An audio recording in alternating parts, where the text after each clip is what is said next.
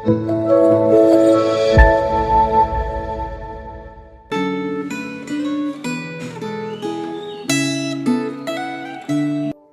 saudara yang terkasih di dalam Tuhan. Kita bersyukur karena kasih Tuhan. Kita kembali boleh diberikan kesempatan untuk boleh membaca dan merefleksikan kebenaran firman Tuhan. Mari kita masuk di dalam doa. Tuhan, kami bersyukur kalau hari ini kembali Tuhan memberikan kami kesempatan, bahkan kerinduan untuk kembali boleh dapat belajar firman Tuhan. Kami rindu Tuhan, biarlah kami boleh membuka hati kami, sehingga sungguh Tuhan firman-Mu boleh kembali menguatkan kami, untuk kami boleh belajar, bahkan kami boleh berani menjalani hari-hari ke depan bersama dengan Tuhan. Terima kasih ya Bapa, hanya di dalam nama Tuhan Yesus kami telah berdoa. Amin. Saudara, perenungan firman Tuhan kita hari ini terambil dari 1 Korintus 12 ayat yang pertama sampai ke 31 dengan tema Roh Kudus memberi karunia rohani. Saya akan mengambil beberapa ayatnya saja, namun saudara-saudara diharapkan dapat membaca bagian pasal ini secara keseluruhan agar kita dapat mengerti dengan jelas firman Tuhan dan perenungan pada hari ini. Ayat yang keempat, ada rupa-rupa karunia tetapi satu roh, dan ada rupa-rupa pelayanan tetapi satu Tuhan, dan ada berbagai-bagai perbuatan ajaib tetapi Allah adalah satu yang mengerjakan semuanya dalam semua orang. Tetapi kepada tiap-tiap orang dikaruniakan penyataan roh untuk kepentingan bersama. Ayat 11, tetapi semuanya ini dikerjakan oleh roh yang satu dan yang sama, yang memberikan karunia kepada tiap-tiap orang secara khusus, seperti yang dikehendakinya. Ayat 27, kamu semua adalah tubuh Kristus, dan kamu masing-masing adalah anggotanya. Ayat 31, jadi berusahalah untuk memperoleh karunia-karunia yang paling utama, dan aku menunjukkan kepadamu jalan yang lebih utama lagi. Saudara yang terkasih, perjalanan iman orang percaya tidak dapat dipisahkan dari karya Roh Kudus.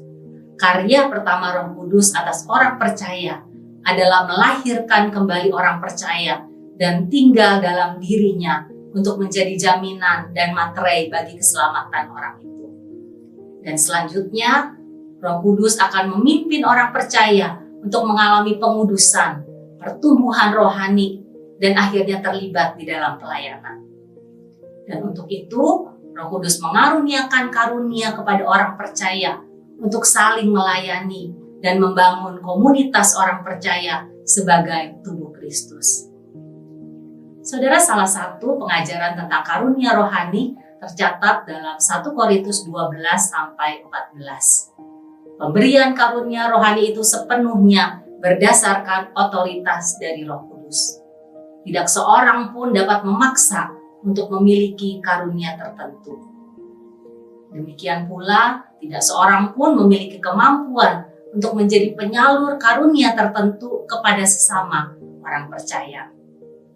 Dan selain itu, kehadiran Roh Kudus dalam diri setiap orang percaya memastikan bahwa semua orang percaya tanpa terkecuali pasti memiliki karunia rohani.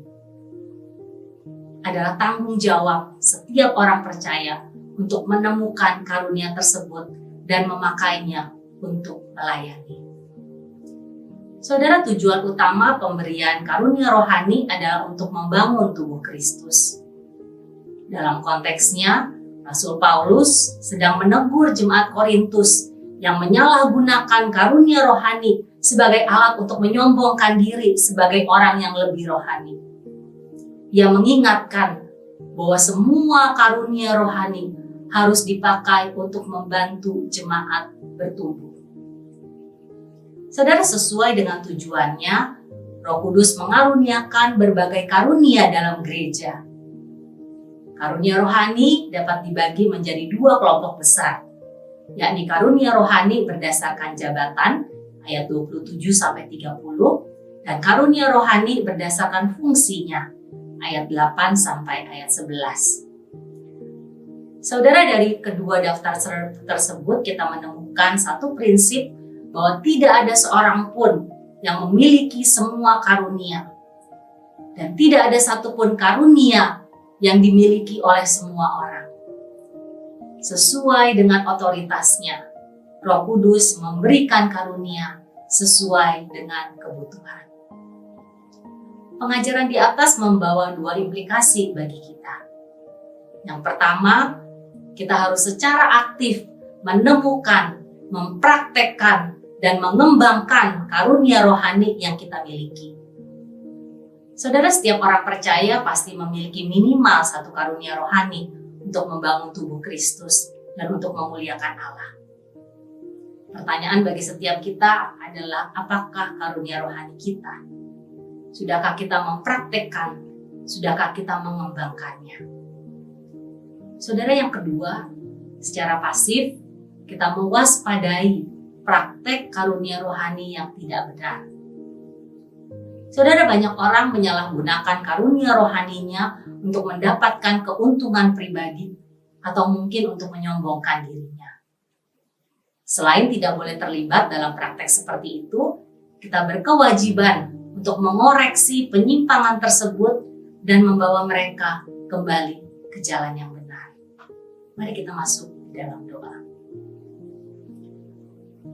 Tuhan, kami bersyukur karena ketika kami menjadi anak-anak-Mu Tuhan, Kau memberikan kami Roh Kudus untuk boleh memimpin kami, untuk kami boleh berjalan sesuai dengan kehendak dan rencana-Mu di dalam kehidupan kami. Kami bersyukur Tuhan untuk firman-Mu yang sudah kami baca, bahkan kami rindu Tuhan kami boleh merefleksikannya di dalam kehidupan kami. Biarlah Tuhan karunia rohani yang sudah Tuhan berikan kepada setiap kami boleh menemukannya dengan tepat. Kami boleh melakukannya sesuai dengan apa yang Kau inginkan, sesuai dengan karunia rohani yang Tuhan berikan pada kami. Bahkan Tuhan, ketika kami boleh memilikinya, kami boleh sungguh menyadari bahwa ketika kami memiliki karunia itu Tuhan, kami boleh bersyukur dan bukan untuk menyombongkan diri.